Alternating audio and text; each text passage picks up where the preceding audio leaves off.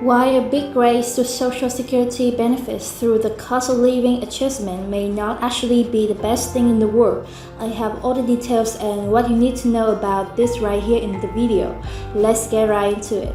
Alright, I do completely recognize that a lot of you right here in this community do receive some type of fixed income benefits, whether it's from Social Security, retirement, disability, SSDI, survivors, or SSI, and I also do recognize that a huge cost of living adjustment is very exciting. However, at the same time, we also need to recognize that a big cost of living adjustment may not actually be the best thing in the world for a variety of reasons, which is exactly what I want to lay out for you right here in this video. However, before we go any further, I just want to make it very clear, I completely recognize and I certainly want every single one of you to get a massive raise to your monthly benefits, especially for any of you who have a benefit below the federal poverty line, which is $1,132 each and every month. If your benefit is below that, I think that everybody should be brought up to that benefit as a minimum. And then of course we can talk about a much larger raise on top of that. But I do specifically want to talk about the annual cost of living adjustment and why a big one may not be actually the best things in the world. Alright, so as I did say, there are a variety of different reasons why a massive cost of living adjustment may actually unfortunately have some negative implications. So let me talk you through a variety of these different reasons right now. Alright, so the reason number one is when you do get a raise to your monthly benefit, it does effectively raise your income as a result of raising your income. There's actually a variety of reasons under this that may actually be not exactly the desired results.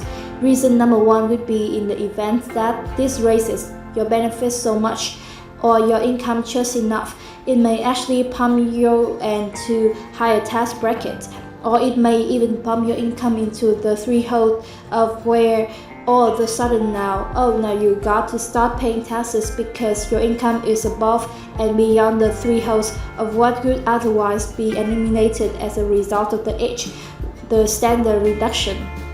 Therefore, you may or may need to start paying some taxes on your monthly benefit.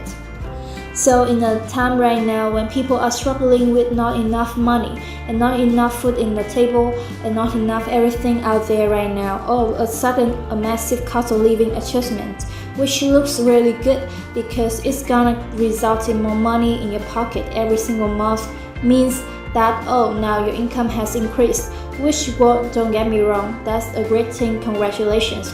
But at the end of the day, it may actually pump you into a taxable bracket and an even higher taxable bracket, if that may be your cases.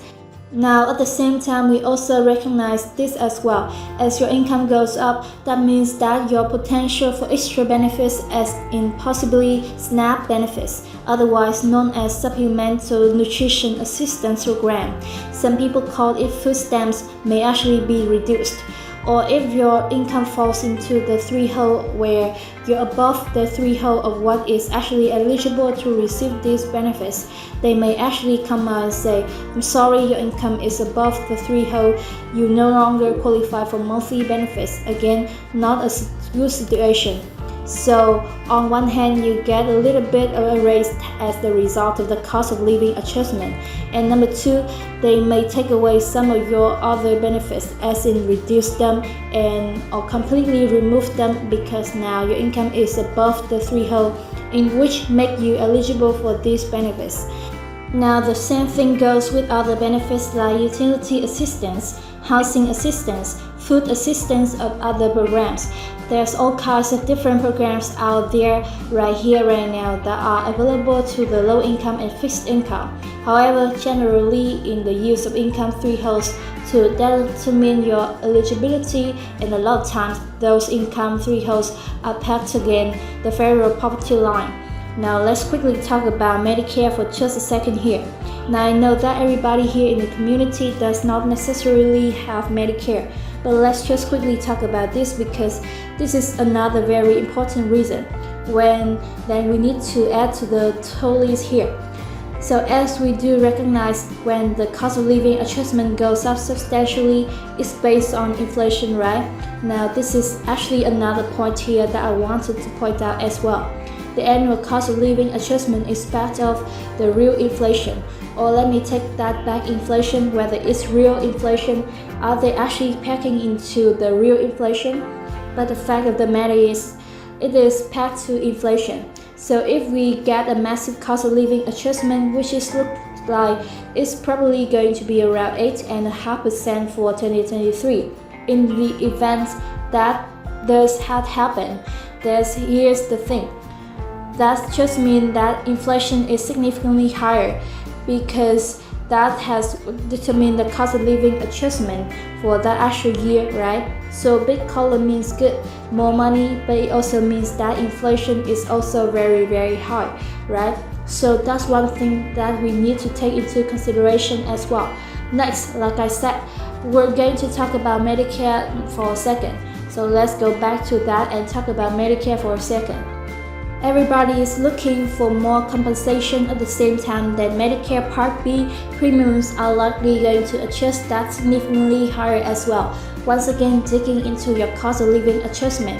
Now sometimes the COLA comes out and then they might raise Medicare Part B premiums a certain amount, and then you see the reports that come out and say, well, the COLA is accounting for the Medicare premium. Yeah, but what about all the other costs of living? Like, groceries, rent, utilities, car insurance, gas for your car, clothing, shoes, literally everything. What about all that has gone up in price? So at the end of the day, the cost of living adjustment is more than just an adjustment for the Medicare Part B premium. Now, one more thing I want to throw out as well is the insolvency issue. Now again, after we talked about this before, but let me lay this out for you. As of right now, it looks like the Social Security Trust Fund will be completely insolvent, and other words, depleted by around 2033, or around there, give or take a year or two based on everything going on. But at least the latest reports are showing around 2033 is when the Social Security Trust Fund will be depleted, as in fresh out of cash, right down out of cash. It does not mean the benefits would end, but just means that the trust fund would be depleted. Therefore, they would only be able to pay out about 78% of promised benefits, according to the reports. That means it would result in an immediate to 22% reduction in benefits pretty much immediately. But here's the thing, if we get a massive cost of living adjustment, again raising benefits, it just means that there's more money being pulled out of the trust fund every single month for every single beneficiary. Now all of a sudden, it's depleting even faster because of an even bigger cost of living adjustment that has come in and starting to drain that trust fund faster and faster, right? So also something else on my list again, as you can see here, a variety of different reasons for the cost of living adjustment. As big is a good thing, but at the end of the day, it's maybe kind of the tough situation.